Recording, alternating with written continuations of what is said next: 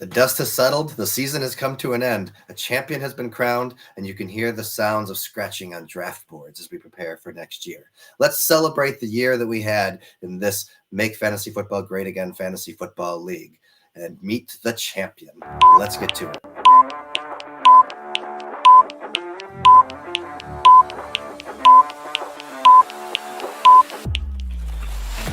I hope I win, but it's going to take his team having some problems like last week, and it's going to take my team really putting things together, including some guys who haven't. Yeah. Hey, man, the season's over. I've given up, right? What?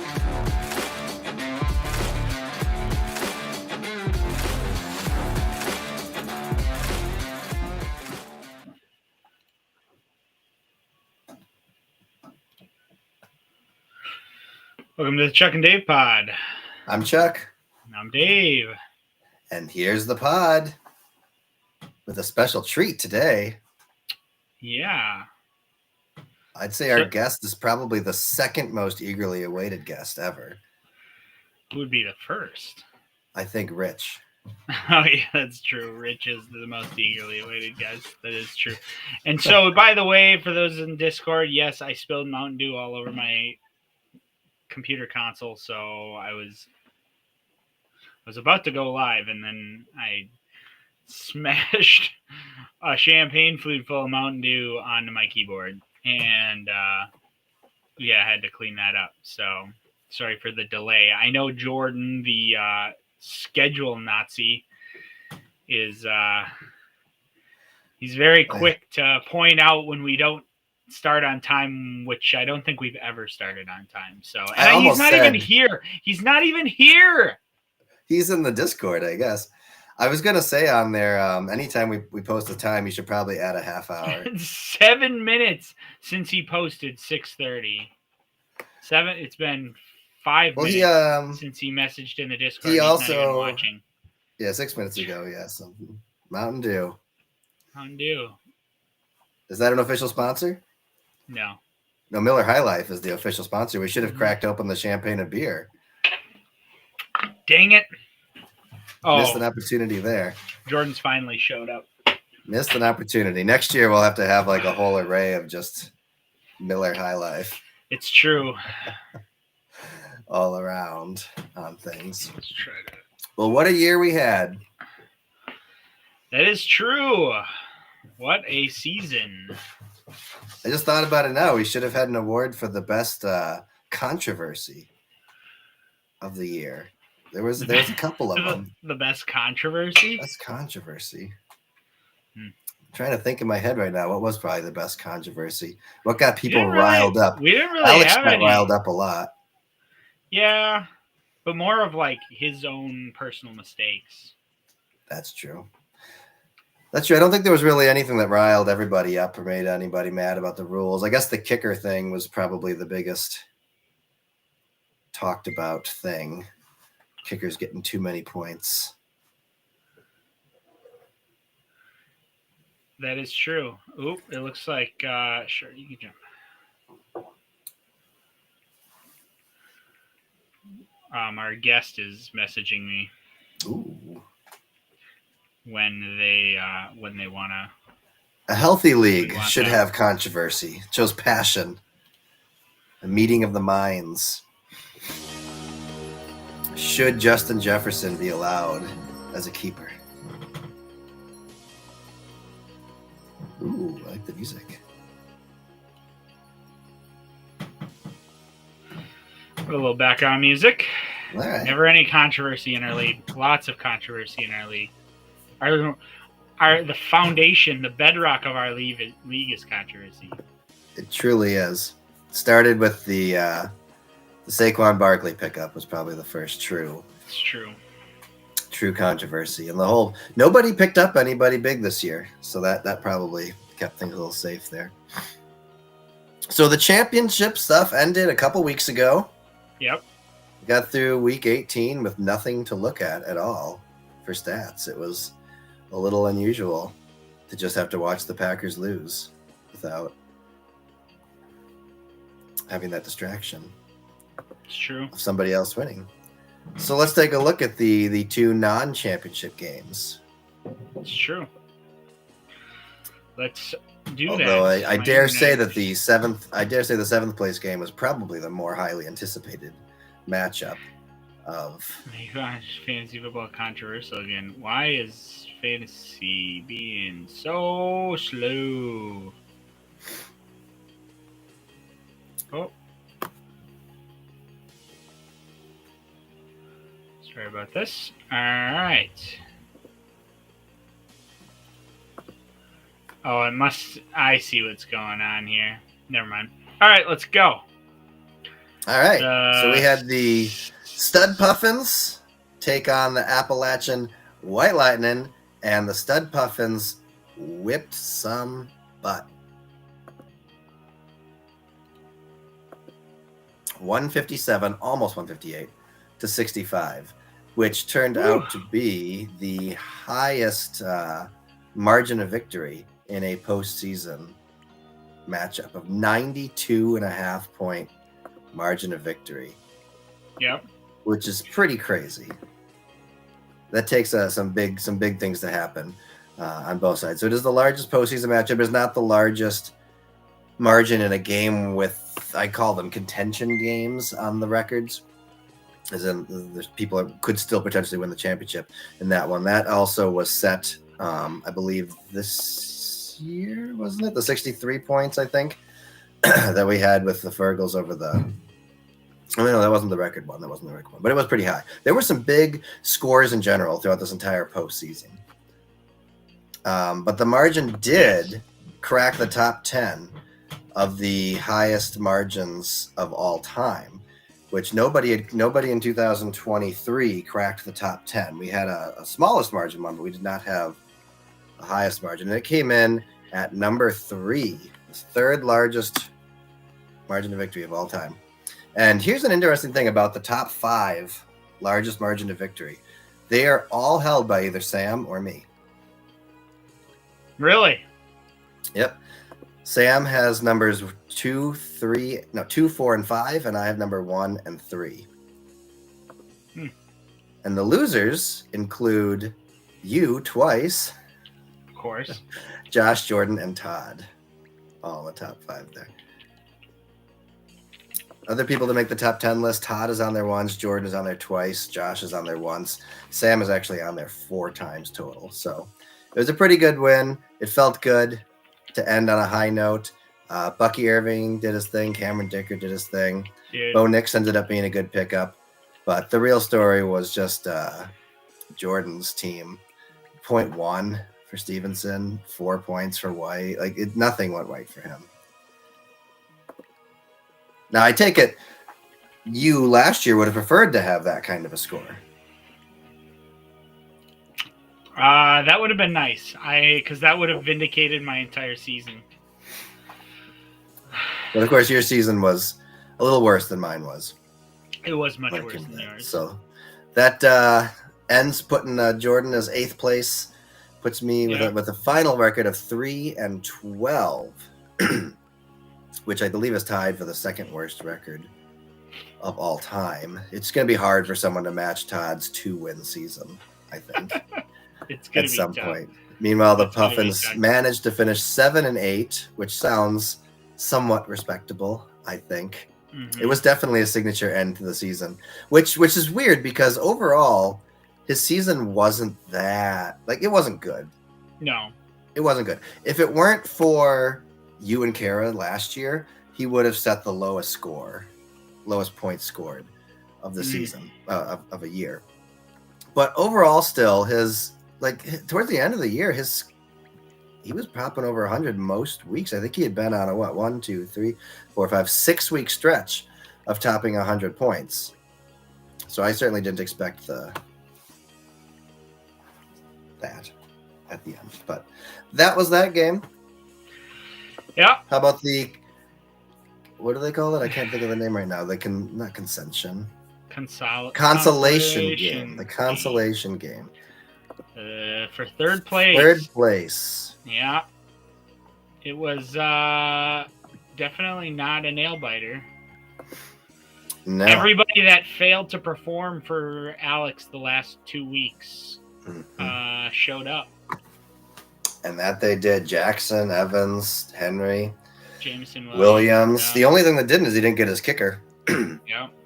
Which is actually unfortunate because his kicker that met him so far and got him 2 6 field goal games ended up faltering at the end. And I believe he lost most points scored by a kicker to Sam. And he ended up tied with me for most field goals made on the year, which he still set the record for most field goals. He just ended up in a tie. So Boswell kind of went down, but the Steelers kind of went down. Yeah. At the end of the year there. But yeah, he just another 150 for him. It was quite the year. I did keep track of how many times everybody topped certain thresholds throughout the year. And obviously Alex set most of them. He was tied with Sam for 170s, but he had the most games in the 160s with 2. He had 4 games where he hit 150. He had 5 where he hit 140, which is just an awful lot of games to be scoring that amount. And then he had 7 games where he topped 130. So he just had a pretty killer year. Yep.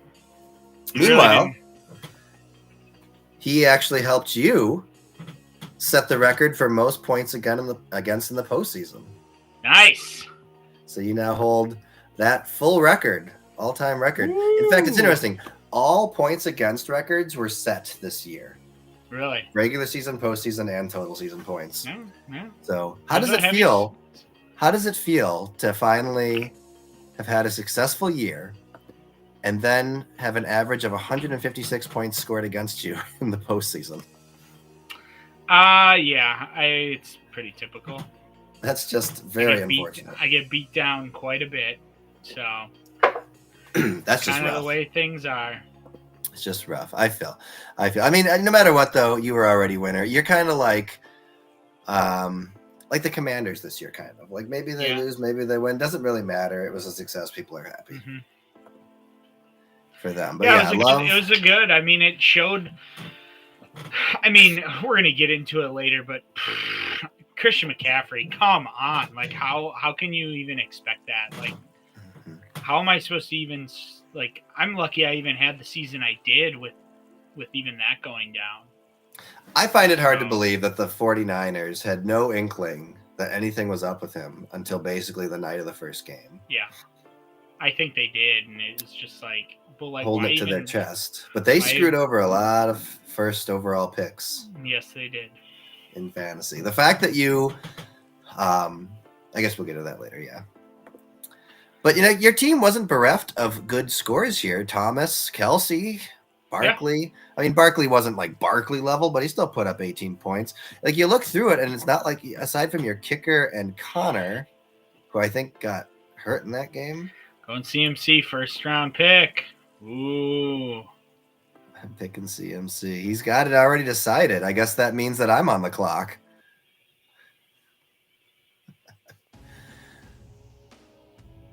We'll see. Would he be? He'd be a good recipient for the comeback award. Did he ever win it? Did he get the comeback award ever? Oh yeah. Oh, could he become the first guy to win like multiple comeback player of the year awards? I think he won the comeback last year, not this past year, but the year before last. Might have. I'll have to look at that award. Yeah. It's an interesting award. All right. Yeah, it was not too bad. James Conner going down like 2 plays. That hurt you. Really. I mean, at least you can say pretty much no matter what. I mean, I know you had Ladd McConkey on your bench with a lot of points, but nothing was probably going to get you 40 points. No, probably not. To catch up to the Destroyers. Nope.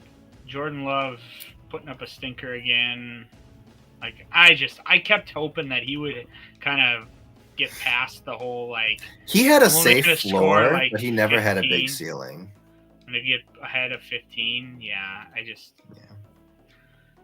I mean, he was better than some of the quarterbacks I was going through. I believe that is a commitment, Josh. You should just go ahead and lock it in right now. Yeah. Just start his team up. Yeah. Put it in there. All right, so that takes us to the big game, the championship game. Big game. Between the 5 seed and the 6 seed. Yeah. It's a good one. Quite the lead up to it. The rematch of the 2020 championship game. It's true. A little bit different I result this time. I believe this was the first time we've had a championship rematch. I can't believe I didn't think about that. I'd assume that we've had championship rematches. No, I don't know. We had me versus you. There's only 8 teams. We've had you versus Jordan. We've had Sam versus me. Sam versus Kara. Jordan versus Josh. Me versus Josh. Jordan versus Todd. Yeah, this is the first repeat since at least 2016. Yeah. So we have our champion here, I am told. We have the champion here. As long as she is paying attention. Are you there? Can you hear me? Oh, she's here. I have to get my mascot.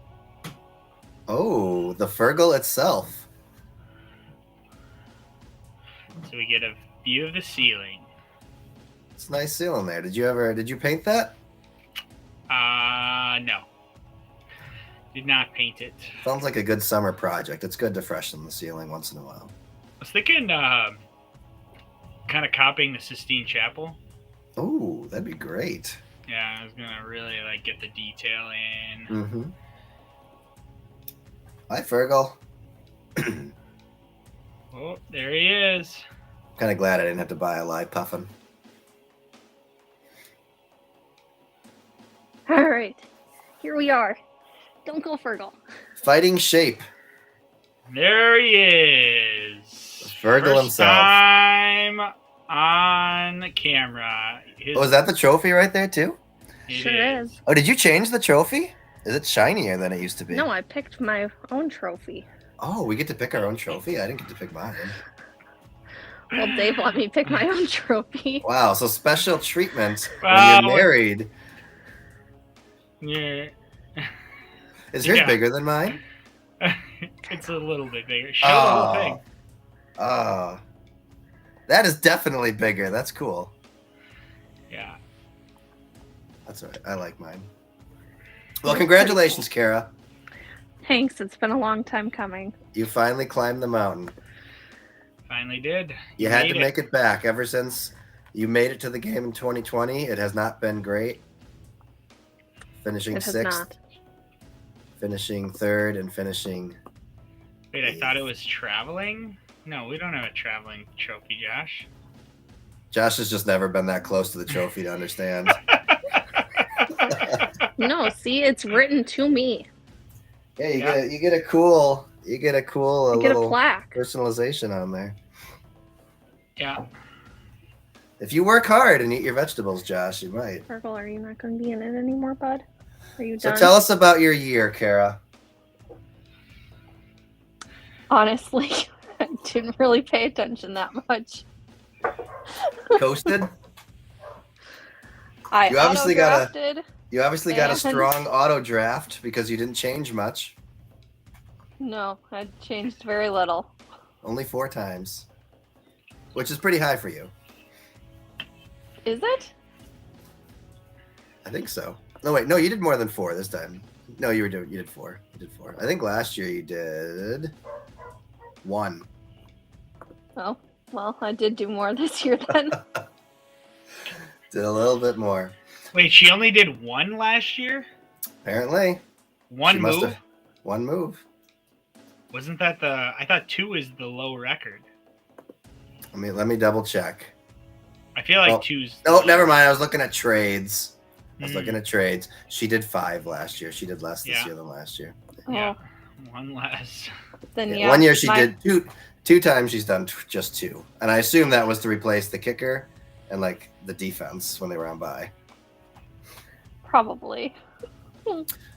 Well, I know in the beginning of the year, your team wasn't doing very well. You had to deal with many injuries. You might not be aware of this, but you did have to deal with injuries in the beginning. But you got so lucky. Yeah, I did. Your average opponent score in the first half of the year was insanely low. So you were able to rattle off enough wins while you were struggling And then you came on. What was it? What was the last 4 games of the year? She went over 150 or something, or 140. It was crazy. Yeah, it's crazy. You just went on a tear at the end, and then you just blew through the playoffs. Yeah, I didn't think I was going to win. The only thing sweeter would have been if you got to blow up Alex instead. That would have been. I mean, That's just a tiny bit sweeter. So, of course, yeah. the question on everybody's mind: are you rolling it back to try again next year? I don't know. Or are you going to take the Rodgers approach? Head to the darkness Going chamber? Rodgers. I mean, I don't particularly have anyone to take over my team at the moment. I have no one who wants to buy it. Oh, for sale. I mean, right now it's probably as valuable as it'll ever be. So it means I can't really It's true. retire from this. It's true. It's a curse. Whoa! So I'm stuck. It's a burden to bear. I don't know. Well, I guess Wow. I guess Jordan's kid is going to have to pick up some extra lawns to mow this summer if he wants to buy a team. I think that's Josh's. Oh, was it Levi. Josh's kid? I don't remember. Levi. Yeah, Josh's kid. Yeah. If you stayed, would you continue being a Fergal? Well, obviously, I have a mascot. Oh. Well, I mean, you didn't own a giraffe.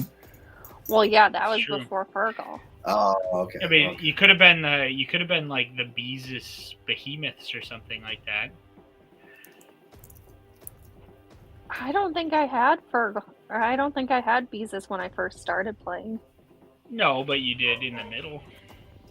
While you were still the Durban Giraffes, you did have Beezus. Yeah, but I didn't know how to change my name and stuff at that point. Could always consider maybe Burger King themes. It's I'm good. I don't think they have ayahuasca in Puerto Rico, Jordan. I think that's Peru. And I could think she's probably going get into she's doing a darkness retreat. So I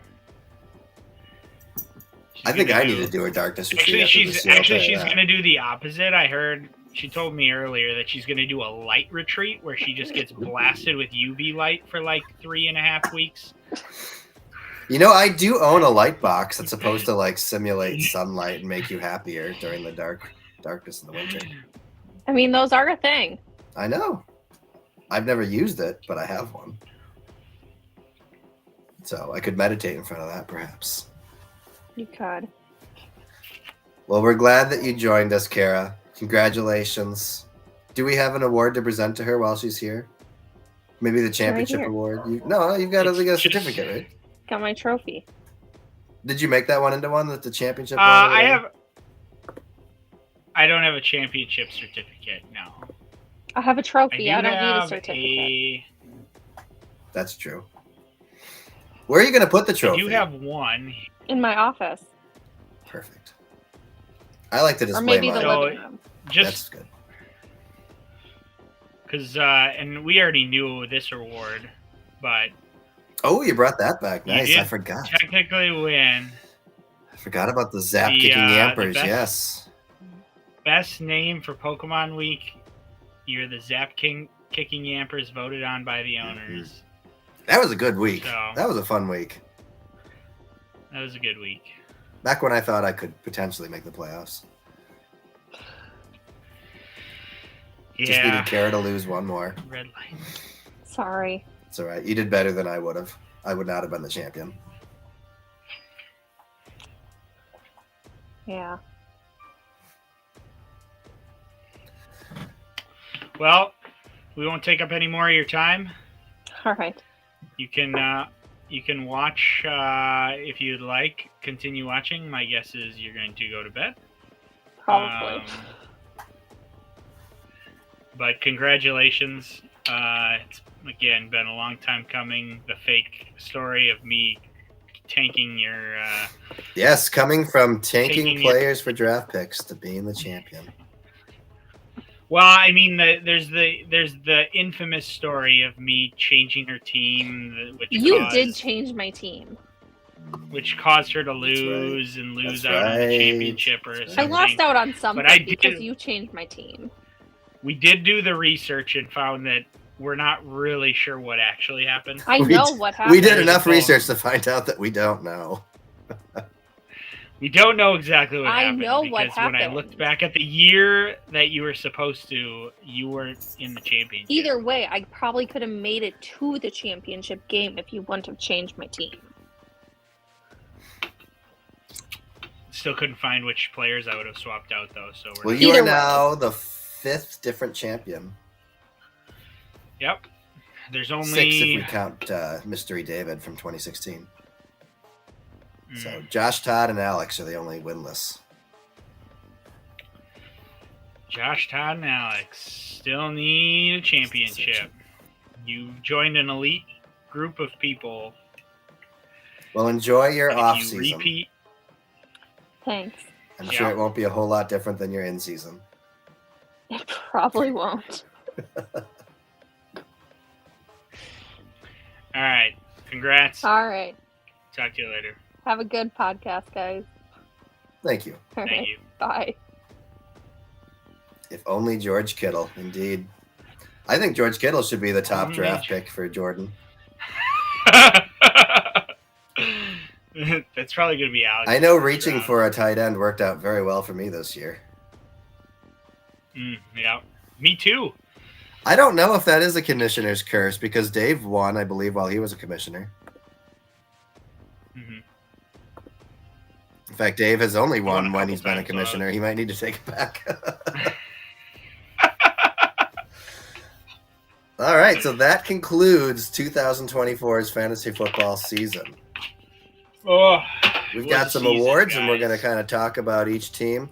I guess while we're talking about the Fergals, we kind of touched on it a little bit, but it was a very strange year for her. She started off the year with 132 points and a big win, and then she went 1, 2, 3, 4, 5, 6 weeks until she topped 120 again. But she still picked up 3 wins over that time.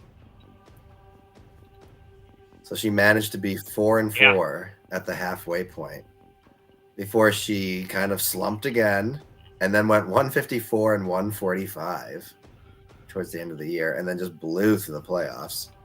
Now, who did she have the benefit of playing? She didn't have a benefit. She got to play you 3 times, which was not a benefit, presumably. No. I mean, I Well, think she got to play you 4 times. It's crazy. She technically 4 times, and I think went we 2 and split 2, yeah. 2-2. 2 and 2. So just an interesting season there. I think the whole time she would bounce between being 6th and like 3rd or 4th, and then she'd lose at 6th and then back up to whatever. But she was always only like maybe 1 loss away from falling out, and she avoided it. She managed to dig deep and care just enough to get it there. Mm-hmm. Yep. Yeah, it was she got hot right at the right moment, so That's what they say. You just need to make the dance to win. well, I mean, so if you look at like I was doing kind of a deep dive on her team. Again, I gotta pull it up. I mean, not nearly a deep dive that you would, but a deep dive nonetheless. So she started the year with having Tyreek Hill as her first round pick. Well, how can you got Well, she did well quarterback with him in was week 1 face. because he had quite the game after being arrested. Yes, and then what's his face got Mhm. injured, and That then he hurt had her a bad, having horrible- Achan and Hill struggle. Yep, and then Devontae Adams. That's 2 of her struggled top for 3 picks most because of Achan the- was her 3rd pick. And Devontae Adams struggled for the beginning part of the year. Sorry, Achan was her 4th pick Um, technically because she had 2 second-round picks. Yeah,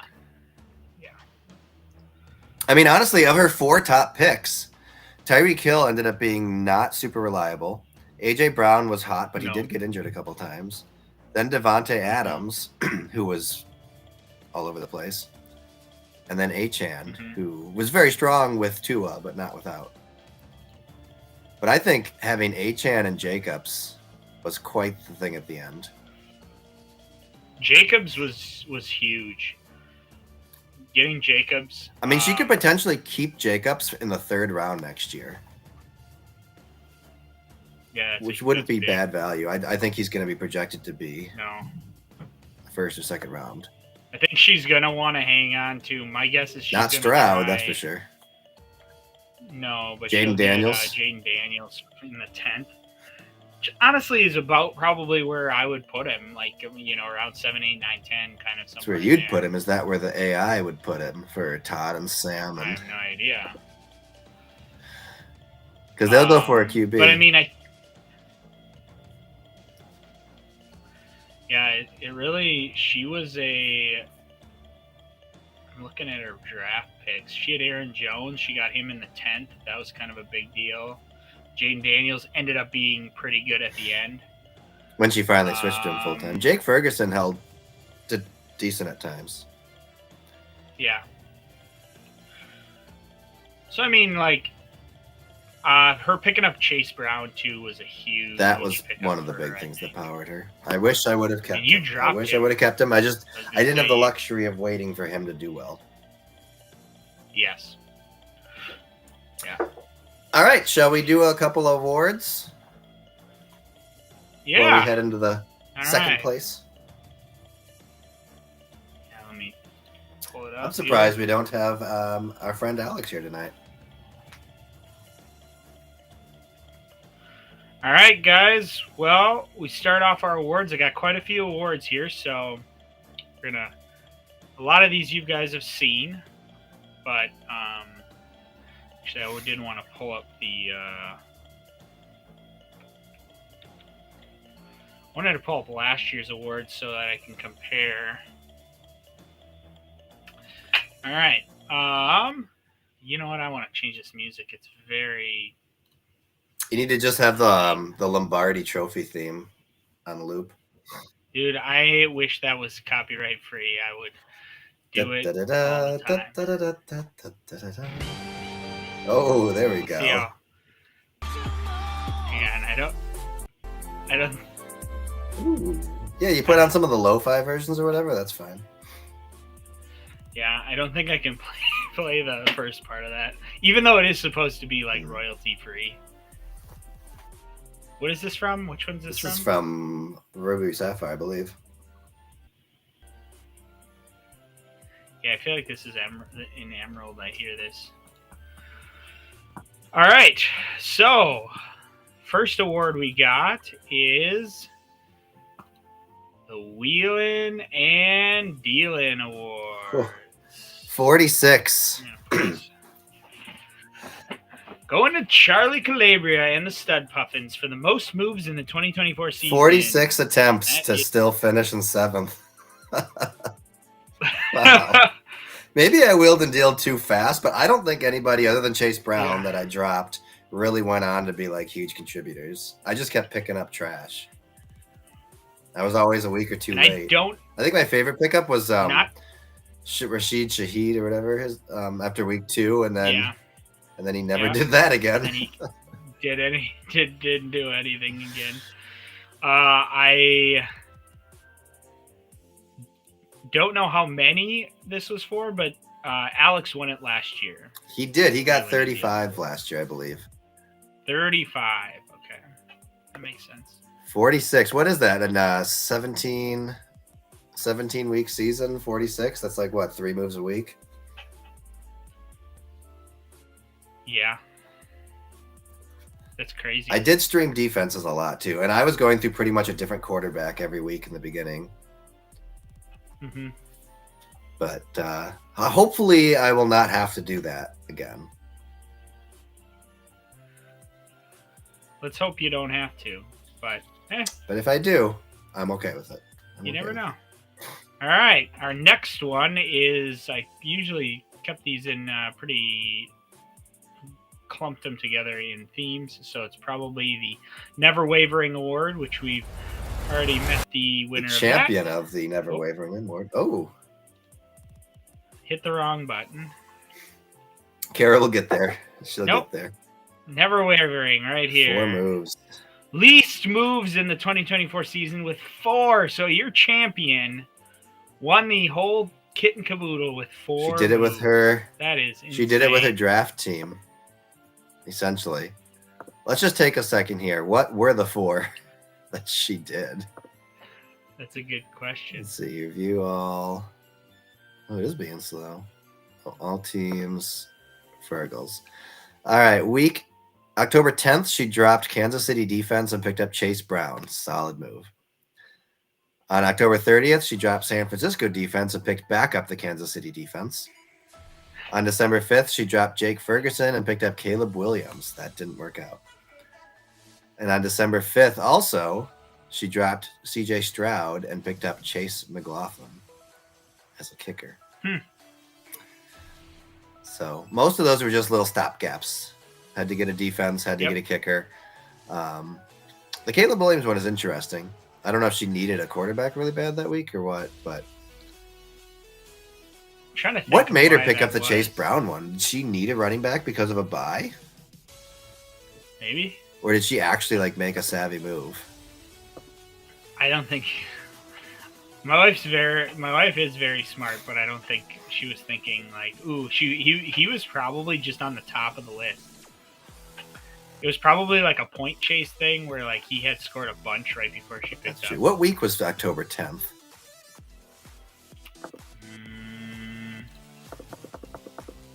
It would have been like probably week 5. Yeah, either week 5 or 6.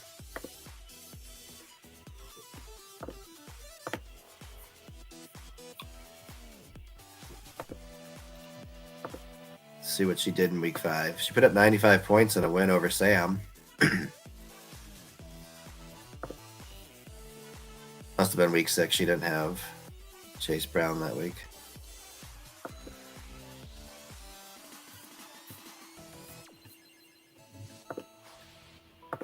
Just curious here. She won week 6 also. She beat Jordan.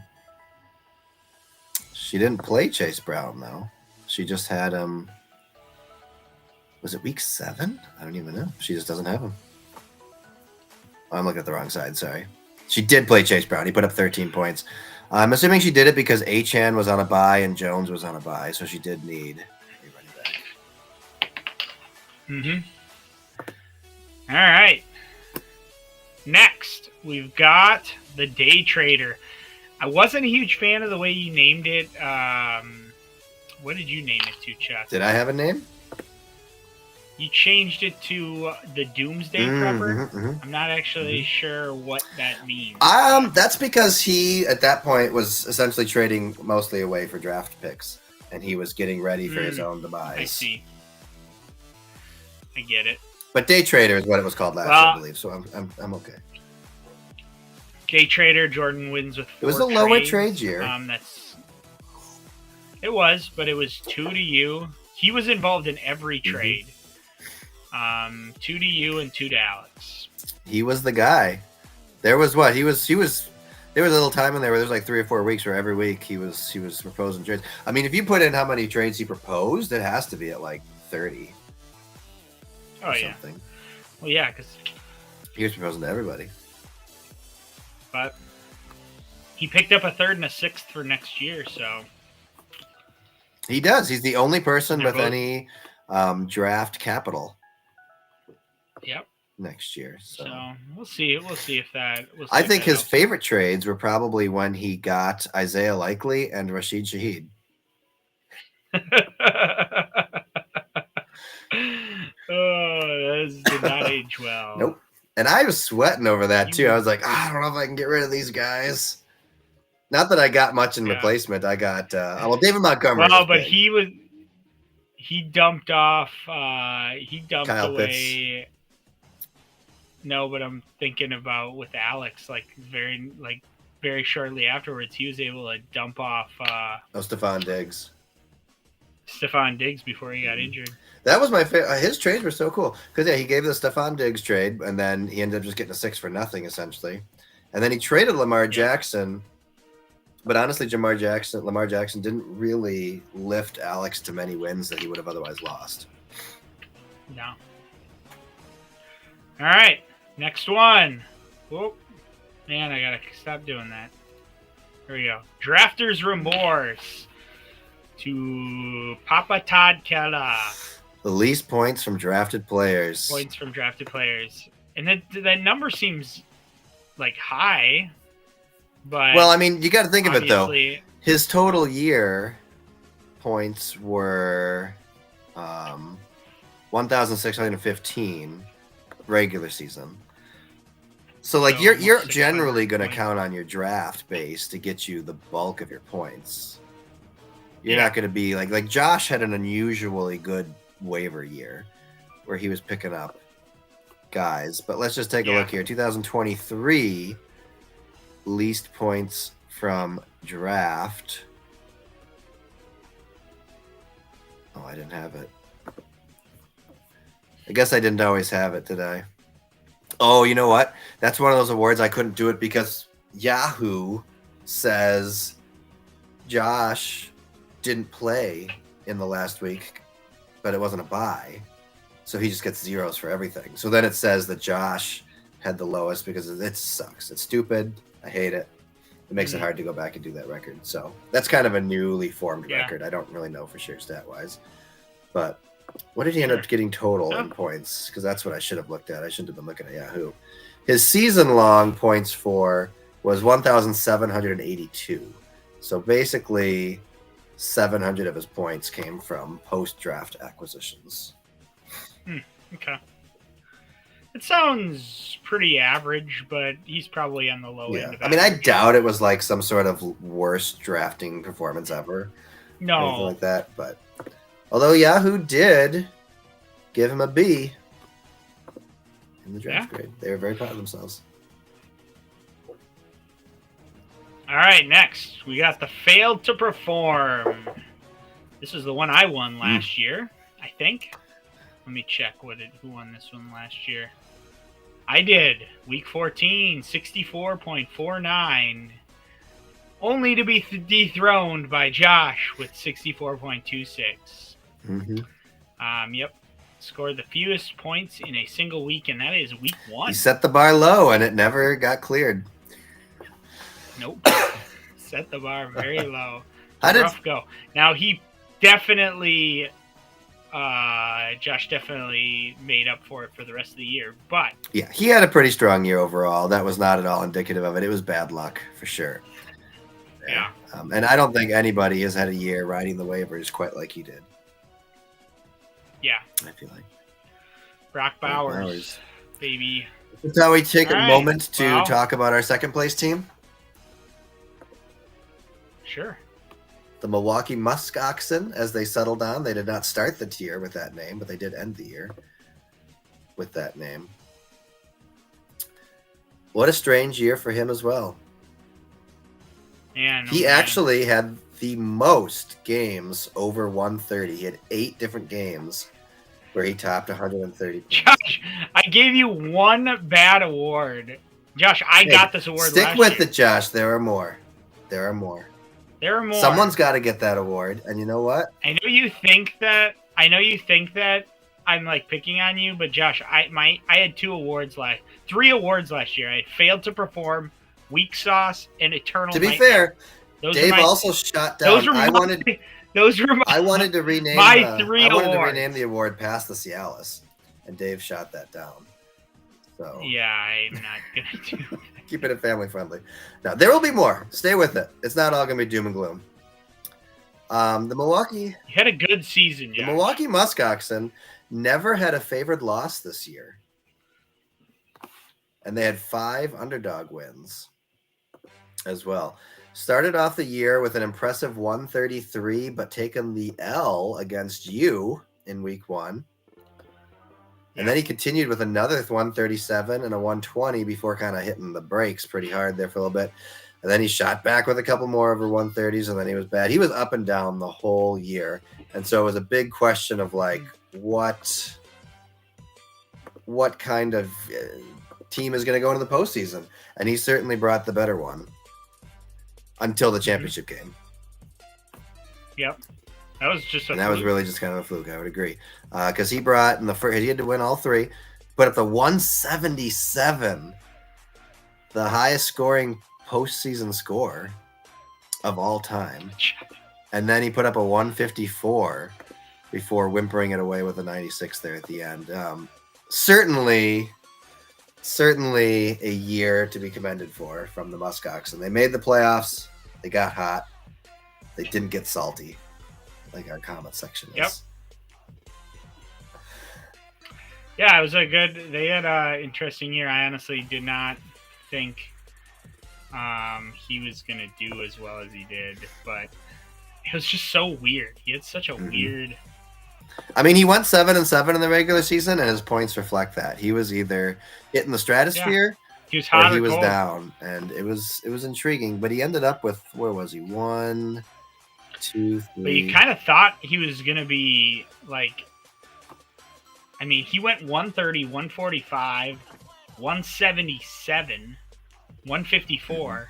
I mean, he was a juggernaut. He was pretty much the only person to really kind of rival Alex when it came to kind of the benchmark things there. He had 8 130s.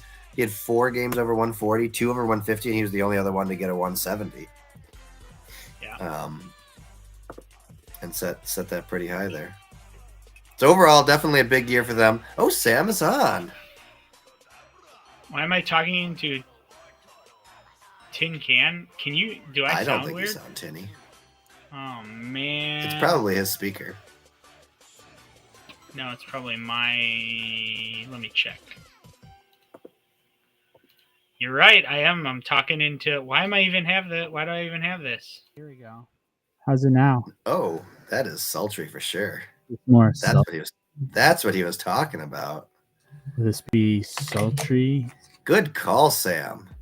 Thank you for... I'm going to need to take a step outside real quick. Thank you for...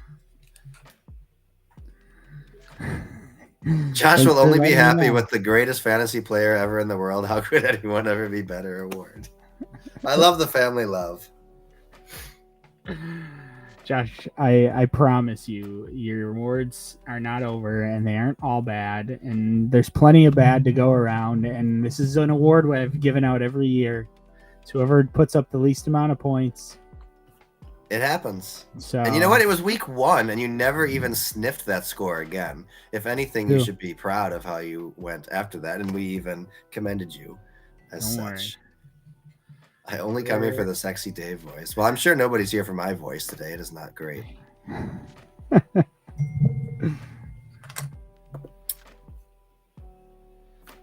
Jordan says he thinks Josh left. I hope not.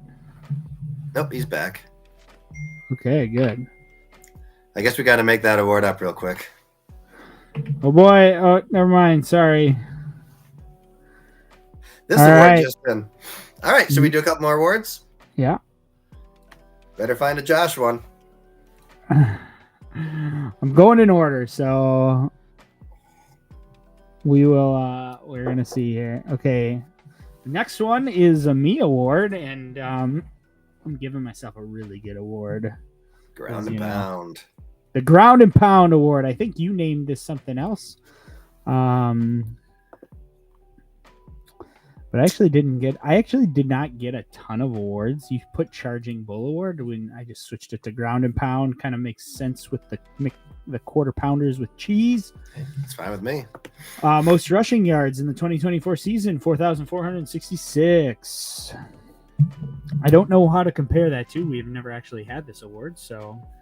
Well, let me look here. Most rushing yards over the year, 4,466. It didn't break the record. The record for most rushing yards in a year is 4,731. Ooh, a little short. So you were 300 short. That is currently held by Josh. Ooh. So he should have won this award in 2022. Mm-hmm. But we only give him negative awards, so we couldn't do that. We just remove the category if Josh wins it. All right. Well, we don't want him to get too. We gotta bring him Let down. that go to his head, yeah. All right, next one up. Just an average guy. Speaking of Sam being here, great. Mhm. So proudly presented to Sam Spencer of the Milwaukee Musk Oxen, closest to the league average score in 2024 season. It took a little calculating to do, but dang, 3.2 is very, very close. I actually did not award this one last year. I do know who I awarded it to in 2022, and that was Josh. And I think he was only like... I don't think he was happy about that, though. No, probably not. It's not an overtly positive award. Interesting thing. So Sam was the closest to the league average. He also, in points differential, was pretty close to 0. Wow. I believe his total points differential was 69. That's crazy. Over the course of the year. So he went 7-7. He ranked like 4th or 5th in almost every point stats. He was very, very average, and yet could turn it on when it mattered. He almost won the championship. Maybe I should have named this one like the Ultimate Moderate Award. Just the Ultimate Moderate. Shooting right down the middle. The Lukewarm Award. Not too hot, not too cold, just right. Who's a moderate politician? I don't know. Can't think of anybody who's known for being super moderate.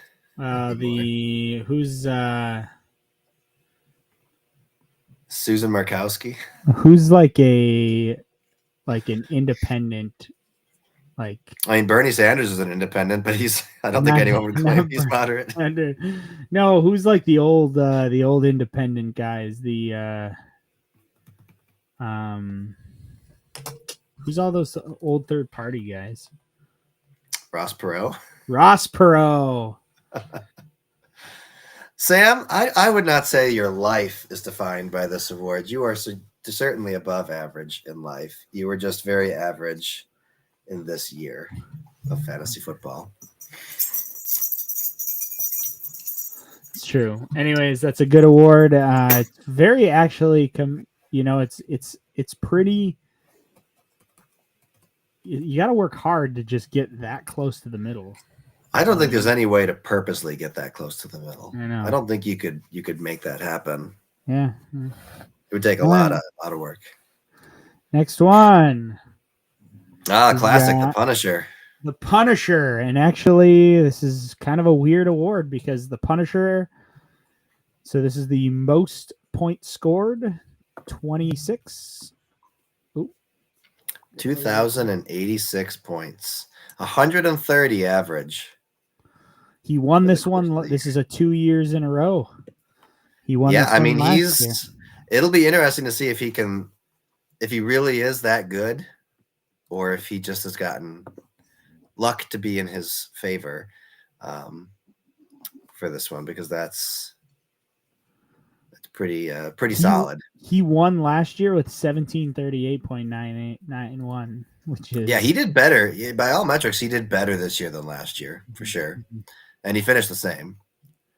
It's almost like it's futile. Yep. All right, next one also goes to Alex as the Punished Award. A very odd combo that he... First time. He got the Punished and the Punisher. And he also set the league record for most points against. 2055. That's a huge amount. It was quite the year he had to overcome. That's why he went 8-6, even though he had the most points scored. Yeah. He had an average of 128 points scored against him every week. That's crazy. The previous record was 123, so it was just like blasted out. This is there. Truly Punished. Yeah. Jordan. If he would have been any other of us mortals, having his schedule would have probably been like 3-11. Jordan won this last year with a 1675.75. Wow. Last year's worst schedule was 400 points less. Dang. And he won. Jordan won. So he did win. So yeah, that well, while we're talking about Alex, why don't we talk about Alex's season? Which we kind of already are. He came out of the gates fast with the 178.87. One of the highest scores to be scored in our league, I believe. Yep. Record breaking in pretty much all facets. Yeah, and he just went, then he kind of had 2 down weeks, and we thought maybe this was real. And then he put up a 150 and had the streak. He never went below 100 again. And honestly, didn't go below 120 until week 10. Yeah. And only did that once. Otherwise, he was always above. Yep. And honestly, even the 118 in week 14 was only because like all of his guys were on bye. Yep. But unfortunately, his players' schedule did not line up with the playoffs beginning in week 16. And he went against a very, very tough Muskoxens. Yep. And wasn't able to quite do it there. So no. It'll be very interesting. We'll see how he does next year. How was his draft results? Let's see. He started with Derrick Henry, Mike Evans, and Nico Collins, and Joe Mixon were his first 4. That turned out to be a pretty studly group. Yeah. Until Nico Collins was hurt, but yeah. His first bust, I guess, was Anthony Richardson. Yeah. Because then he took Kittle in round 6. He could keep Kittle in round 5. That wouldn't necessarily be unfair. Depends. Do you think he's going to be... Tight ends are just notoriously hard to pick for, but honestly, Kittle is one of those that seems to be every year. I think running CeeDee Lamb again would probably be a decent idea, although he didn't have the greatest year this year. He also didn't have a quarterback to throw to him either, so... Well, when he's got... Sanders and Dion coaching and Sanders' son throwing, I'm sure he will do. Is that the conspiracy theory going on? The conspiracy theory is that Jerry will trade Dak Prescott to the Titans or Browns, to the Browns, I think, and take the 2nd round pick and then bring in Dion as the coach and draft his son. His son is not like any top tier quarterback, is he? He's pretty much everyone's saying he's like one of the top 2 for this year. Oh, really? I don't think this year's draft class is. See, it's interesting. I feel like there's so many years where at the end of the NFL season, people are like, it's not that great of a quarterback draft. And then by the time we get to April, everyone's talked themselves into like 4 guys that are going to be generational talents. Yeah. It's true. But so, yeah, it's kind of a tough end of a year for the Doge, just not the Doge Destroyers. Did he change his name back to Doge Destroyers? Yeah, I think so. Oh, interesting. For the Lamb of Gods to have to finish 3rd after such a powerful year, but that's how fantasy works, unfortunately. Yep. It's fickle. Let's do a few more. Yeah.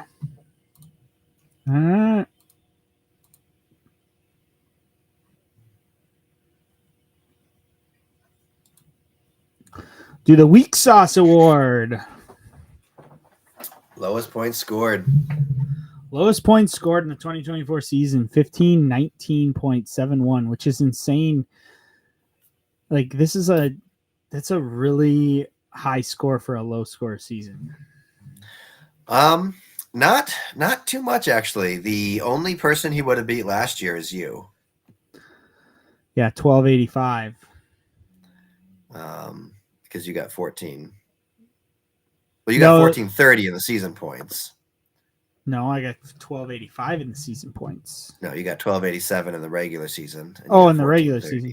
Yeah. Yeah, this is Yahoo doesn't update for playoffs. Did you update these points, Chuck? Yeah, this includes full season. Okay. Maybe that's why. Because I just take from the regular season. It's one of the reasons I started keeping stats in the first place was I was annoyed that Yahoo did not put in. Like it doesn't, like when it comes to like the rushing and everything like that, it takes the full season all the way through playoffs. But when it does points, it just stops for some reason. I don't know why. But his was pretty bad. He would have lost out to most seasons. I guess he would have beat himself from 2022. No, he wouldn't have. He was even worse. He would have been last place in 22. He would have been last place in 21. He would have been last place in 20. We'd have to probably go back to when the points were lower. Yeah. Yeah, 2019, he would have not been last. So it was a pretty bad year. But it didn't feel that bad for most of the year. Like he wasn't winning, but it didn't feel like he was just getting distributed. Maybe it's because we went through your year last year that this Yes. year didn't seem that Well, bad. it was so bad. Like I had such a bad year last year. It's like the team that was the worst in the NFL the year after the Browns went 0-16. It's like, well, they're not that bad, I guess.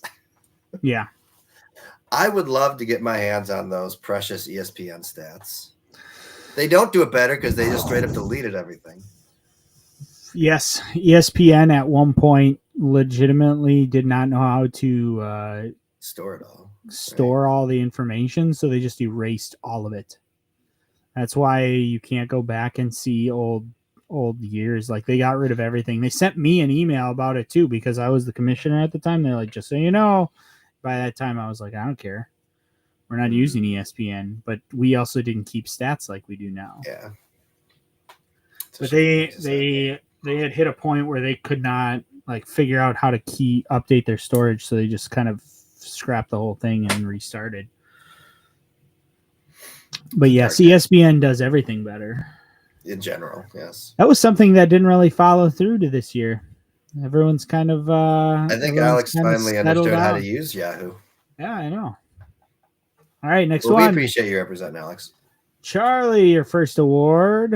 Hey. No, it's my second one. Second one. I was the never. Right. We're officially through the first.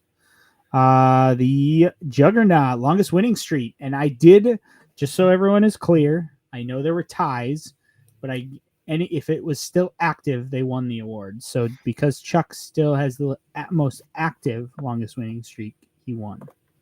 And I look forward to carrying that into next year. And hopefully come week 5, tying your all-time record of 9.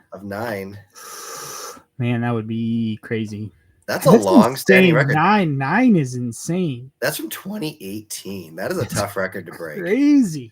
You won from weeks 8 all the way through to your championship. That's crazy. What a year. What a year. What a year that was. Yeah. All right. Well, I was actually just looking at them from 2 years ago. I must have won the Juggernaut because while I was designing your homemade awards here, I used that as kind of a format, and I pulled out my Juggernaut award from 2022. The Juggernaut award from last year was won by Todd with 6 games. He had a pretty long streak last year. Yep. And so our next one, speaking of Todd, is the Eternal Nightmare Award. Yeah. Has 5 games, and again, there is somebody else with 5 games this year, but Todd has the. Todd's still losing. Maybe come week 6, he could be tying Sam's 11-game streak. That's even crazier. That 11 weeks in a row of losing. That is an eternal nightmare. That is legitimately. I would have probably quit the league. Sam lost in week 4 and didn't win again in the regular season. That's insane. So yeah, last year I had this award. Yes. What was your streak last year? 7 in a row. That's right. I must have talked about the streak too early and jinxed you out of it. Yeah. So 7 is dang impressive too, though. It's crazy. That's hard to do. Yeah, he's in a slump right now, but let's hope he can pick it out. Although historically, streaks that have been carrying into the next year tend to stop within the first 2 games. That makes sense. It's tough to be really bad. It's tough to keep the same consistency you ended with. Yeah. Because if you had a really great team or to have a terrible team, it's hard to match that 2 years in a row. All right, next one. All right, Josh. Here we go. I don't always win, but when I do, it's by a lot. Presented to Josh Keller for the largest average win margin in the 2024 season of 38.07 points. When he went big, he went big. He went big. 38-point average win margin. Yeah, that is that's insane. I believe. See, now this one's an interesting one when it comes to league records, because if you win a lot, some of them are going to be closer. It's going to bring the margin down. And if you don't win much, so I believe your dad holds the record for the largest average win. Yes, in 2019, the year he only won twice, he holds the record for the largest average win when he won by 48 on average. Wow. Because he only won twice. So it's a tough one. But it's a good record. It's a good award to get. He takes it back. If he would have just waited and had patience. I know. Now, all the rest of his awards are absolute crap, but this one was good. I will say I did not make an award for this one because I didn't do all the awards that we had done. I kind of picked and choose. But Josh, you were also the Makes All the Difference award for the largest point differential of 125.3. Yes, he did have the largest point differential. Let me pull that up real quick here. The next closest was 113, which was actually me. And then Kara, the champion, had 105. And also, I did not understand this award, so I did not make it. But why are fire trucks red? Not really sure what you meant by that. You've never heard that? No. Because they're rushing around all the time. That whole thing where it's like Russia is whatever, and Russia is red. So fire trucks are red because they're always rushing around. Mr. Stamper said it. I have never even heard of that. But anyways, I think you have. You just don't remember. You did. I didn't have Stamper. Oh, maybe you didn't. But that's a big award. We need to take a moment to recognize it because Josh set the league record for the most rushing yards in a game with that award. With what, 452? Yeah, in week 2. He did that the week after he put up the lowest points scored. He put up the most rushing yards in league history. See, Sam remembers the joke. I've never heard that. So Dave's just not worldly enough to have understood. Not, I guess not. Not a global thinker. All right. Next one, mining gold. Ooh. Charlie Calabria for scoring the most points from waiver moves with 990.45 points, which is when you do it, if I divide that by 46 different players, it's a handful of points per player, I guess. It's pretty crazy though. It's still crazy. Sam's got to explain the entire joke now, one step at a time. What's 1 + 1 = 2? 2 × 2 = 4. Surprised you never see. Everybody knows this joke, Dave. Never heard that joke. I think Josh is lying. Just imagine it written on a award, Josh, because I did make that award, or I named it. I didn't make it. Dave made the awards. I did make the awards, and I did rename them. But yes, most moves by waivers. I think I probably could have clipped this with the least waiver points, but actually, I also set the record for the most waiver points in a single game when I got 106. Wow! And actually, this is the most waiver points in league history in a year, 990.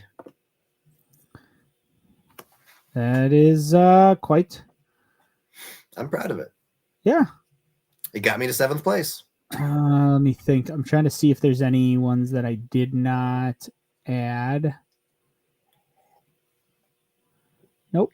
That's about right. All right.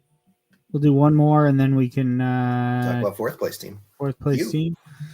Keeping up with the Joneses. Highest ranked keeper. So can you explain this award a little bit better? So of everybody's keeper, I always write down kind of how many points were scored from the keepers and then where they ranked within their position group. Mm-hmm. And he was the only one to have his keeper be the top finishing player in their position group, with Jamar Chase being the top ranked running back or wide receiver. Nice. This year. The next closest was Sam. Josh Allen was the 2nd ranked quarterback. And you were close. Who's the 1st ranked quarterback? Oh, Justin Lamar. Jefferson was the 3rd ranked wide receiver. Hmm. The worst one was me. Puka Nacua was the 25th ranked wide receiver, but that's because he missed like 7 games. Yeah. So, So Jamar Chase, good one. He's been a solid keeper, and I assume will be his keeper again next year. Probably. What round is he up to now? Where are we at? He's know. still back in like round 10 or something. Yeah, he was the 10th. He'd be a 9th round pick. That is a steal. Yeah, that's you got to do it then. All right. So the quarter pounders with cheese. What a year. Waste of a Honestly, good name.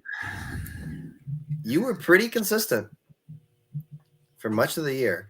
You Not started sure with because 1, 2, 3, 4, why they're essentially 5 games in a row of 130. Yep. Yeah, I was probably I had the weirdest ceiling. Like 135 is like you're not getting above that. I'm breaching that. Yeah. You couldn't top 140.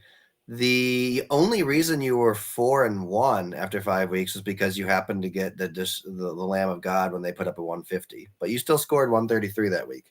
Yeah. Then you kind of cooled off during the buys a little bit. Yeah. And then you bounced back, and you kind of struggled towards the end of the year. It was not near the consistency, but still. Yeah, I won a couple of weird one-offs, like beating Josh by 2 points. But still, you did enough to be the number 1 seed. Yeah. You were the only guy to get double-digit wins in the regular season. I finally broke my... You got your own personal most wins record. Yep. With things there. Unfortunately, you weren't able to get more than 10 wins in either of those. I'm trying to see here because I have everybody's records here. Best total record. You didn't top your best total record. In 2018, you went 11-5.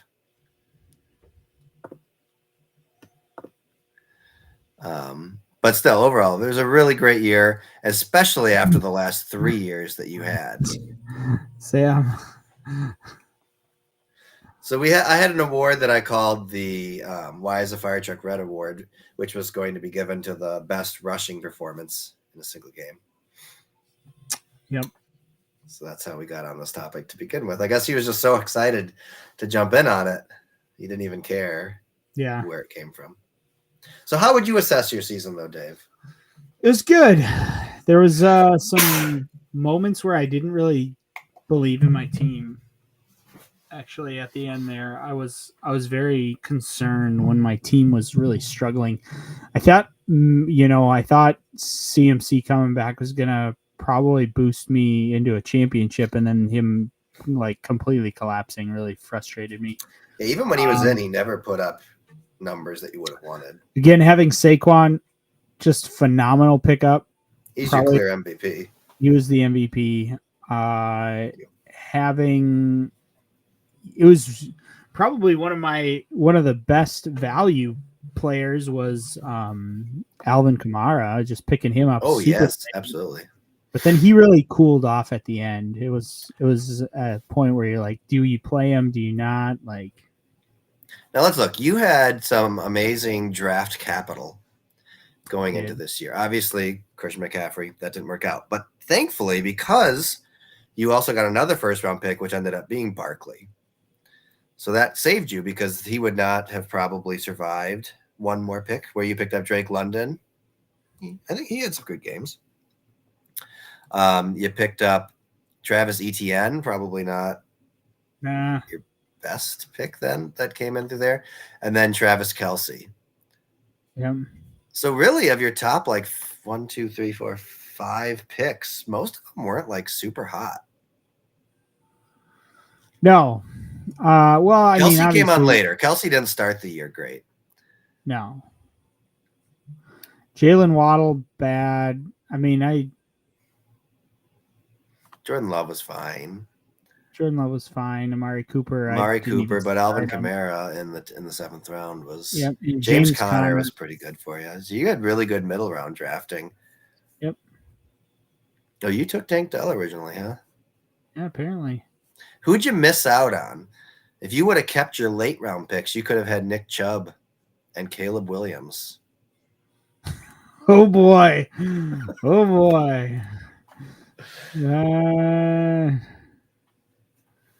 I were to do it again, obviously, picking something like Amon-Ra or Derrick Henry would have been better in the first round. Now, were you going best player available, or were you looking for I'm going to load up on running backs at the top? No, I saw it was definitely more of a. I actually didn't want to take Kamara, but it was to the point where you're like, this is like the deal of a lifetime. He fell very far. People have been passing him over, and I'm like, I can't really not. I think I would have probably spent more time tried to get like a wide receiver. My wide receiver room was pretty weak outside of Jefferson, and he even struggled early. But running backs really turned a corner this year, and I think that might be why the points are so high. Running backs really. And it's interesting because when I was doing pre-draft research, something that started to kind of come up was this whole like 0 RB strategy, where you really don't put much emphasis on the running backs in the beginning because the past several years had all been very pass heavy.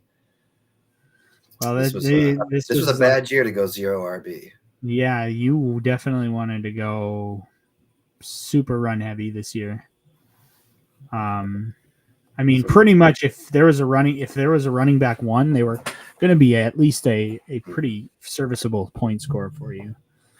So, I mean, usually losing both playoff games, finishing fourth, not a great season, but coming off of 3 consecutive bottom tier teams, nothing but success there, I would say. Yeah, it was a good year. I mean, of course, your bar will be higher next year. Yep. Definitely going to be higher, much higher. So we'll see what you can do. Got to run it all the way back next year. Andrea can barely tolerate me being in the league. All right. Actually, she loves it. When we're on our walks, I'll always be like, hey, you want to hear a stat this week?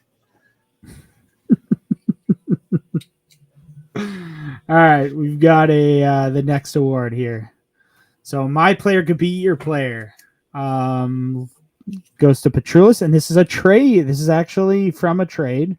You got this guy from Jordan. So he did not capitalize on all 433 of those points, but he got enough. Yep. Yeah, man, Jackson's had quite the season. Yeah. So it's funny. Lamar Jackson has been the product of trade 2 years in a row. He has been traded away from the last place team 2 years in a row. Oh, Kara traded him away? I did last year. Oh, you did. You're talking last place regular season. Okay. Yeah. Apparently he continuously gets put on teams that otherwise don't have very good supporting casts around them. What did my dad finish last year? What did your dad finish? Yeah. Second. Oh, was he second? He was in the championship? He lost in the championship game to Jordan. Oh, okay. I was gonna say, he had an interesting thing. When I was cleaning up the records, every single year until this year, your dad improved.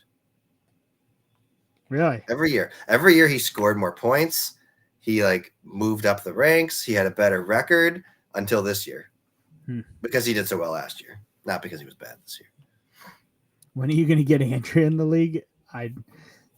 If you get Andrea in the league, we may think she was abducted. If you think that Kara is hands off of her team, shucks, let's be hands off. I would be running 2 teams if Andrea were in the league. All right. So you skipped over. Oh, never mind. Next one. I accidentally got ahead of myself. Yes. Saving the best for last. Sam Spencer, the Milwaukee Muskoxen, got the highest postseason score in one game with 177.66 points. That's an insane. That's an insane score to have at all, but to put it on at that point is pretty incredible. Was that also the year or was that the week of Josh Allen putting up his 57.88? Probably. It was week 15. No, Josh Allen only put up 42 that week. He only put up 42. 42. Gibbs had 24. Cook had 29. Aubrey had 19. Oh, that was the week that his Atlanta had 4 sacks, 2 interceptions, and 2 blocked kicks. That's right. I remember Alex being upset about that game, even though he wasn't involved in it. Yep. Sam's late season pickup of the Atlanta defense, low key helped his team. So yeah, I did not create an award for this, but there is an award we were keeping track of. But what the heck was that? Highest single player score, Sam Spencer, Josh Allen, 57.88. And I mean, that's like, that'll never be broken again. I don't think. I just do not see. I haven't been able to anybody go pushing it. I'm not going to go back through every matchup of every game and look for it, but I'm pretty sure that's the highest individual score anybody's gotten in our league. Yeah. It's now marked down, so if anybody tops it in the future, but like only like 2 guys in fantasy football history have ever topped that. So Yeah. and one of them was in like the 60s, so that's not going to probably happen. Better than No. picking up Indy. Wow, you know what? I deserve that. I deserve that. I'm so glad you picked them up, Sam, because I would have lost if I would have picked them up. I deserve an award here. The only person to be fired as general manager twice in 1 year. Yeah. All right, Don't next listen to me for one. advice. This one's pretty classic. Started from the bottom. Biggest comeback from 23 to 24. 7th place to 1st place. I feel like the biggest comeback has always been like a 7-position move at least. Well, Jordan won it last year from 8 to 1. Mm-hmm. He also got one that I did not put on here. Obviously, Fall from Grace, going from 1st to 8th. You didn't make Fall from Grace an award? Nope. That's a classic. I just didn't this year. There's a lot of awards. We got 27 awards to get through. It's a shame. Josh, I would suggest Indy as your keeper, Sam. Nice 14th round keeper. Josh won that one last year with going from 2nd to 7th. So no, 7th to 6th. Sorry, 2nd to 6th. We actually didn't have that big of a fall last year, but yep, Kara won the started from the bottom. Now he all right. This one's a weird one. Little shared award. Shared award. I liked it. Dynamic duo. Kara and I won it with that was an insane matchup. Score of 313.3 points. That was an insane matchup. Yeah.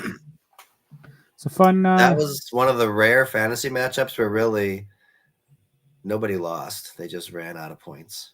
We just ran out of points. We're getting to the end of the main awards here. Should we check out 5th place then? Yeah, I just wanted to do a couple of honorable mentions here because again, I have some that I just didn't really award. We have Underdog Award. This won to the team that had the most underdog wins, and that was with Todd with 7. That's incredible to be just crazy. To win 7 games from a lower underdog. projection. Yep. Let me think here. Clean Sweep Award. Me, who had clean sweep of the QPC with 3 clean sweeps. So I swept 3 teams, Josh, Sam, and Jordan. Had the most sweeps, yes. Yeah. We had 500, which was awarded to Jordan for the most passing yards with 4,978 total passing yards. Which is pretty big. And it's crazy because he even traded away Jackson and he still had no problem with his passing yard stats. Yeah. Let me think here. I'm trying to think. I don't think this was an award, but since Josh likes these kinds of things, he did set the record for the least amount of passing yards in a year. Oh. 3,194. So, and then the last one that I see is upon further review. I wish I would have done an award for this, but it's okay. That was a great one, man. Shortest time holding a player. Alex Petroulis, the Lamb of God, Sam Darnold for 3 minutes. He had Sam Darnold on his team for 3 minutes. Yep. That is, and then Sam Darnold got me a big win later. It's crazy. 3 minutes. 3 minutes. I don't think that'll. Well, I remember making fun of, he dropped. Who dropped? He went through a few weeks where he was dropping a guy. Like he would pick up someone and drop him in the same day. No, but I made that Facebook post about who was it? The tight end from the Steelers. Oh, Freiermuth? Freemuth. That was on you. I think you, Mhm. because it was the. What, you don't like the Upon Further Review award, Josh? I don't like those. I think that's a great award. And I'm not really sure what he's talking about. He'll clarify. There might And be meanwhile, talking about Josh, let's talk about Josh's year. Yeah. The Bezoik Flemoids. Ultimately, they ended up pretty similarly to last year, but a very different team. Last year's team was a pretty bad team that got in just because we had 6 playoff spots. This year's team was a pretty good team. I believe he came in as the 4 seed. Remember correctly? I think Todd was a 3 seed. Let me double check. Oh no, he was the 5 seed. No, that's the finishing standing there. I'll have to look. I think he was the 4 seed though. Maybe Josh doesn't like. I think Josh is saying he doesn't like those social media posts I do. I'm not 100% sure. I don't know why you wouldn't like them. I don't know. Are they too realistic? So obviously the Flemoids started off with a bad week. Yeah. But they never went back that down again. In fact, they only had 1 game where he went under 100 the rest of the year. When he went 86 and almost won. He got 86 and Sam got 90. So he almost won the one. He had a lot of close games. He generally tended to play to his opponent or just crush them outright. He had a lot of close games, though. He lost one 125 to 129. He had a couple of just barely lost games. He lost to Sam when Sam put up a 145, but he scored 133. I mean, he ended with a record of 7-7, but he probably easily could have ended up with 9 or 10 wins. I don't like the non-awards. Like all of them, or you wish they were awards? Oh, see, Josh is hyper positive, so yeah, apparently he doesn't like awards where they aren't really awards. Oh, he doesn't They're like awards. They're just. I don't know what to tell you, man. I'm sorry, Josh. He doesn't have to like them. He's not required to. No, he's not required. Josh, while you're here, why don't you give us a summary of your year? How would you say your year went in your opinion? With A things. plus. A++. They all say. I bought it on eBay.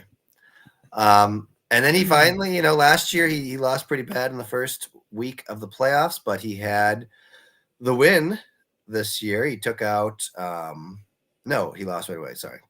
He lost. He had to play the 177. Just more bad luck. He put up a 132 in week 15 and ended up playing Sam in the best postseason game ever. But he did manage to pick up the win over Todd when he put up a 157 to end the year on a high note. I would have to say, even though the result wasn't there, I'd have to say that Josh's year was pretty good. I know it's not what he wanted it to be, but it was pretty good. I would give it a solid. I'd give it a B, even though he finished 5th. I mean, you can't give an A+ to somebody who doesn't even finish in the top 3. I'm sorry, Josh. You can't give yourself an A+. A+. Obviously, the season could have been better. He was given a D for his draft ranking. There's a lot that's out of your control, but the Brock Bowers pickup should be an award. I think, yeah, I'm sure you liked your team. Yeah, it's a good team. Would you like to keep them all next year if you could? I mean, honestly, his team is primed for a dynasty run because he has all the rookies. Does. You went for those second round picks. Or no, the second. Yeah, it was the second. You did. I think there's an alternate reality where Josh Juju Smith-Schuster doesn't play in this league anymore. Get it? Actually, I think does Juju's on the Chiefs right now, right? I don't know. He'll get a ring. He was on the Chiefs. I don't know. So the 6th ranked team, 6th place, was the New London Blue Golds, a significant step back after 2nd place. Yeah. The year before, very hot and cold. We had several teams that were very hot and cold, and this was one of them for sure. Mm-hmm. He got lucky though, almost pulled off a 2 seed. Still got the 3 seed, but started off the year not great. 2 sub 100. Actually, 3 of the first 4 were sub 100 games. And then he put up a 130, a 152. Pulled himself even, had a 4-game win streak before a 5-game loss streak. Yeah. So just, It did not end well. I don't remember exactly why, but at the end, his team just was very much struggling to put together some scores. He put up a 78 and an 87 in the playoffs, which is not what you want. Yeah. He struggled near the end. Oh, I remember what it was. He was doing well with Kareem Hunt. And then they brought back the rest of the Kansas City, and he just kept starting them. He started Mahomes for way too long, I think. Yep. But again, what do you do? How can you? It's there wasn't a whole lot of other. Stuck with Mahomes. You got to play him, but yeah. And again, there's nothing on waivers. It's like if you would have been lucky enough to pick up Baker, maybe, I don't know. Baker was a good pickup by Alex for sure. It wasn't a good pickup by Alex. He was picked up like he didn't play him ever. He played him for like several weeks before he took Jackson. Before he got the trade. But then he dropped Baker and no one picked him up, and then he picked him up again. Should we finish 7th and 8th, or do you want to do a few awards? Let's do 7th and 8th. We'll just finish out the year in review, and then because all right, well, the rest are more vanity awards. The Stud Puffins, in their first year replacing the Pony Polecats, did not live up to expectations, but they ended strong, and I'm proud of pushing through to the end and getting within one game of the playoffs, and putting up some big points at the end there. It was just one thing after another, man. I could not find a quarterback. Mm-hmm. And then having the Nakua injury and then Rashee Rice injury really took me down. Yeah. In the beginning. It started to bounce back at the end once I had – because when Nakua was back, then Williams was doing better too. Like everything just kind of worked out well. I think I was pretty happy with Robinson as my first pick overall, and Williams did pretty well. Laporta as my third pick did not pan out. And Pittman as my fourth, that was bad. Mm-hmm. And I just had some bad luck with the wide receivers, man. I would start guys and they would get 0.1 like multiple times. It was very frustrating. Yeah. It was a rough year. It was a tough year to get through. But we did not ever waver. We dug in deep. And I like that we had the 16 playoff, because I would have been eliminated long before. I had literally nothing to be playing for except, I guess, drafting position at that point. So overall, I'm happy with how the year ended, but too little too late. Yeah. And then we have truly the only kind of outlying bad team this year. Yep. The Appalachian White Lightning, who of course expected to be bad though. The drafting didn't even get a pick until round 3 when he took Brandon Ayuk. That did not work out. It did not.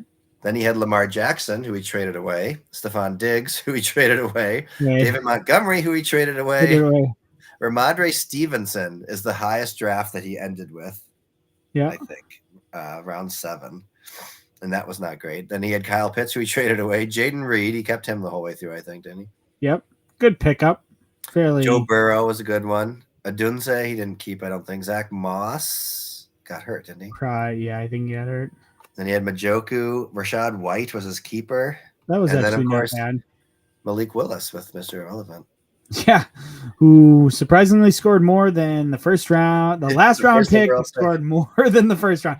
I want to know if that has ever happened before. I want to know if that has ever happened. I mean, we if could go back and check. I guess if you picked a defense, it's possible if like it was a super. I'm sure there's some other time where the first pick got hurt. But man, oh man, but to have Malik Willis, a backup quarterback, score more than basically an MVP running back. There's something special there. That's special. Now Jordan, of course, is on the clock. He's looking forward. He's already taken CMC. Next year, he's got a bonus 3rd round and 6th round, which are not huge draft assets, but they are bonus rounds. 3rd round was pretty successful, I think, for our league this year. We had Achan, Taylor, Collins, Cup, all going there. So he's got something to look forward to. And honestly, he's won twice in the last 4 years. It helps ease the sting of an 8th place finish. But, I mean, gosh, first, 8th. Can he do it again? Can he do it again? He's going to win it all. The pressure will be high. We know for sure, though, he will not win his first game of the season. He never wins the first Never game. wins the first game. Yeah, well, interesting. Okay. All right, so we have some vanity awards here at the end to kind of sum up the personalities or seasons. So, yeah, got this one. We already saw gotta this get that one. We saw this one. So the first one after best Pokemon week name is accidentally successful. Goes to Sam Spencer, Milwaukee Muskoxen. And I always like to throw a little quote into these ones. So confidence is the illusion born of accidental success. I don't know if I ever shared this, but going into championship week, when Sam was asking me about defense, and obviously I gave him bad advice, but he then asked who he should drop to get Indy. And I said, I don't remember who, but I was like, oh, you can drop this guy. It's the last week anyway. And he responded, this is the last week? Like, you're in the championship, man. The last week? Really? So he's always got something. I think he learned a lot this year. He certainly, I think, turned some things up, and he ended up with a pretty good year. But yeah, a lot of that stuff he just stumbled into. Yep. So my little background thing is actually that's from Rick and Morty. And there's a show called How Did I Get Here? And it's just random people showing up in random locations saying how. That's true. The NFL did keep playing. I meant the last week of fantasy. I guess I can see the confusion there. So we don't play in week 18 because a lot of teams tend to rest their starters because they have. You'd have been screwed, Sam. I don't think they play. I think Jordan's other league does play week 18 championship though, doesn't he? Yeah. And so that's why. And then obviously when you get to the playoffs, not every team is playing anymore. There are fantasy leagues during the playoffs. I believe teams are allowed to share players. Yeah. For those kinds of things. And you're just basically trying to pick the highest point total of everybody still in the pool. But yep. All right. Next one we got is for Alex. This is the alternate reality champion. I love the picture. On Earth 348C, Alex is always watching. There is an alternate reality where he got the first seed and won. Both years. Yeah. So thankfully he would have needed Kittle to win that 1 week and someone else to step up one other week in order to get the top seed this year. But I've never heard somebody do so much. Well, if this would have happened, I would have done this. Mm-hmm. But yeah. So that one's we made a big fun about that. Now I have 2 record books. We now have 2 official record books. We have the This World record books, and we have one which every record is just held by Alex. It's true. And I know, Josh, you may not understand this joke because you didn't understand when our realities collided kind of oddly for that. I don't know if you went, Chuck, if you went and rewatched that podcast, it was super weird. Some sort of reality smushed into ours. It was a very interesting one. I was like, holy moly, that's me, but not I don't remember it. I don't remember it happening. It's so weird. But yeah. All right. Our next one is I'd sell my own mother for a championship. Goes to Jordan Keller of the Appalachian White Lightning. He'll do anything for a trophy. I really do mean anything. He sold the farm last year to get it, and he was, from all accounts, more than happy to pay for it this year. And he did pay for it. He did pay. But he took it well. He never seemed to be too down. I mean, maybe it was just an act. I don't know, but yeah. No, is good. It's good. We'll see what happens next year. Absolutely. It's gonna be weird because I think Alex feels like he sold out and he got very little from it. So that's true. Next year should be the year that he did a little this year trying to trade to get some capital for next year. No, he didn't have enough assets to really get anything big. But next year should be the year where he's willing again to trade away first picks in order to really put the feather in the cap on his team. I can only assume at some point he will trade and receive Lamar Jackson. Yeah. And I mean, this award could be technically like put on the 2023 season, but this is where you actually realized what you lost to gain the trophy. You paid for it. So, all right, our next one is the little engine that could. I love the picture. And I got a nice quote for him. Where you see delusion, I see fight, tenacity, grit, unicorns, happiness, rainbows, and positivity. Is that actually what he said? I thought he stopped after grit. Yeah. Did he actually put the unicorns and happiness in there? No. Oh, it's just paraphrased? Yeah. Because I remember him saying, I see fight, tenacity, and grit. I didn't remember the unicorns. I love it. The little engine that could. Yes. Nothing gets Josh down except for apparently getting a non-positive award. That seems to be the one thing that gets him a little down. This is the most positive award you could possibly get. There's no more positivity than your own personal happiness. You can look at this every year, every week next year. Like, yes. Be like, you know what? I can finish second again. All right. Next one is the stats don't owe you anything, but Mahomes in the KC backfield might. Presented to Todd Keller, the New London Blue Golds. Quote by Eliezer Wright: while nothing is more uncertain than a single life, nothing is more certain than the average duration of 1,000 lives. Mm-hmm. Many times this year, he reminded us that stats don't owe you anything. It's true. But yet at the same time, he kept starting players that the stats kind of told you maybe you should stop. Yeah. He tried. You know, honestly, though, we've kind of over the last couple of years realized that our league sometimes hits when you just start players from one team. Look at Sam. Sam did it with the Lions last year, and then Alex had pretty much the Ravens this year. So you just got to nail that one team. Josh tried it with the Dolphins last year, and it failed. That did not work out for him. If I remember correctly. Jordan tried it with the Browns this year. Bad team to try it with. Tough team. All right.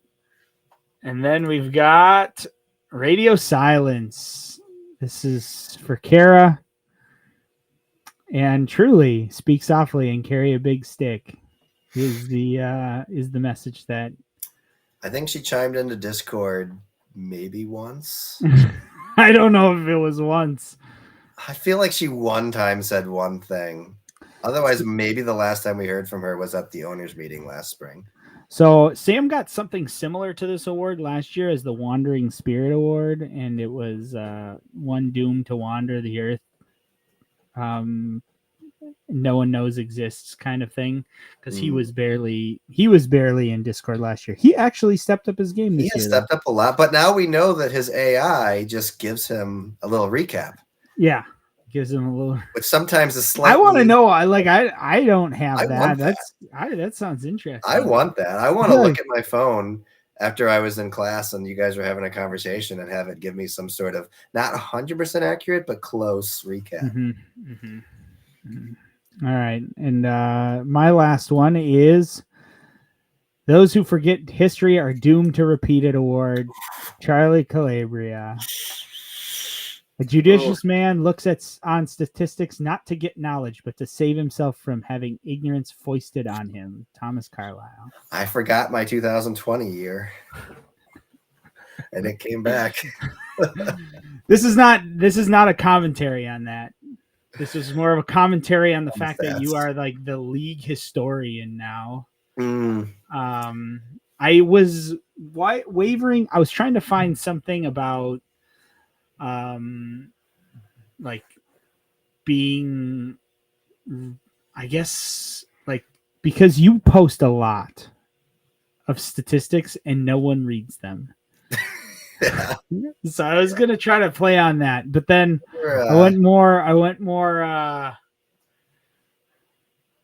I like this one a little better. there were many times this year where I was like, is anybody here? Honestly, since the league season ended, I've like thrown some things out and like nobody has said anything. It's because for, everybody 2 weeks. everyone deletes Discord after. I don't know if nobody just has Discord or what. I was expecting somebody to comment on a playoff game, but nobody would until last week. I think Alex commented on a couple of things. Josh did comment on some of the stats. When I did the stats dump right after, it wasn't completely silent. There were some things, but by all means, people, you don't have to respond, but give it a smiley face at least or something. Show me you read them. Well, I have 2 awards for you, Dave. For me? For you. The first one's not great, but I'm going to show it to you. I'm going to try to hold it up here. Hang on, let me Make stop. it big. Let me stop screen sharing here. So I present to you the I'd Forgotten What Winning Feels Like award. Presented to David Keller for winning more than 4 games. Woohoo! Yeah, that's a good one. Made the fancy. I signed it. It's a real signature. That's pretty great. I got the MFFGA FFF. And then, because this is what you have to look forward to now, what do you mean I only get 2 top 20 picks next year? Award. Presented to Dave Keller for having his training wheels removed.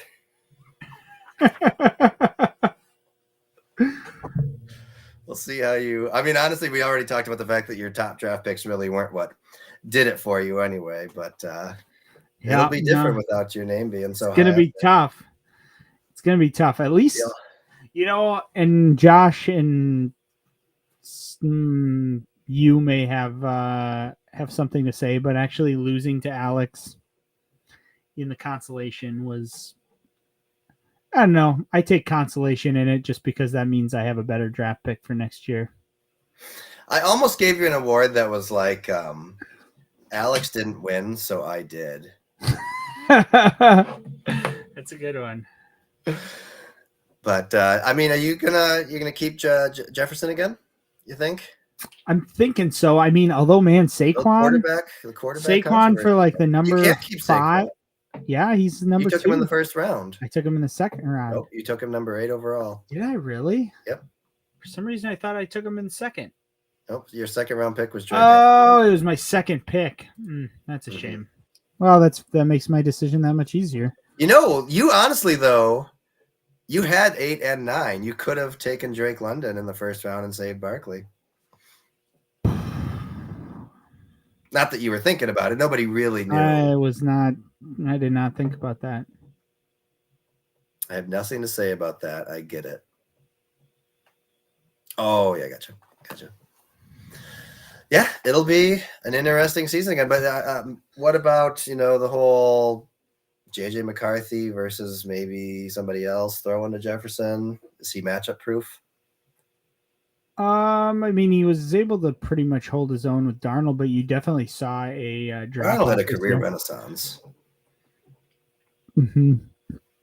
Drake London. The problem that Justin Jefferson has is he's not very mentally fortified, and his mental fortitude is pretty low. Like when he starts getting in a slump, he gets really frustrated and stops playing well. I assume. I mean, still taking him in a 12th round pick would be pretty good. What'll be nice is if Jefferson, let's say like JJ McCarthy is struggling, he'll probably only be throwing to Justin Jefferson. That's true. So it's one of those things where it's like, at least for the most part, I probably should be pretty matchup proof. So sure. Well, I think overall 2024 was a success. We had a new champion. Yeah. We had lots of points being scored. We had absolutely fire playoff matchups for many of them. It pretty well checked all the boxes. We had trading. We had a little bit of everything throughout the year. High scores, low scores, close games, big games. No sub 1 point games, though. Margins, not this year. Yeah. It I mean it was a great year. We had a good time. Yeah. Close this chapter. Thank you to everyone for joining us for the awards. Yeah. You can stop by Dave's house and give him 50 cents to print it off your certificate if you would like. That's true. That is true. It'll be actually no. I'm gonna try to send them out. Printing will be difficult. I need to figure out a way to get them color printed. You just email them. Then everybody can print their own. It's true. I could. I like sending them out. And I think we're all. I know me at least. Maybe I can't speak for everyone. I'm personally a little more motivated now that I know if I win, I get to pick my own trophy. It's true.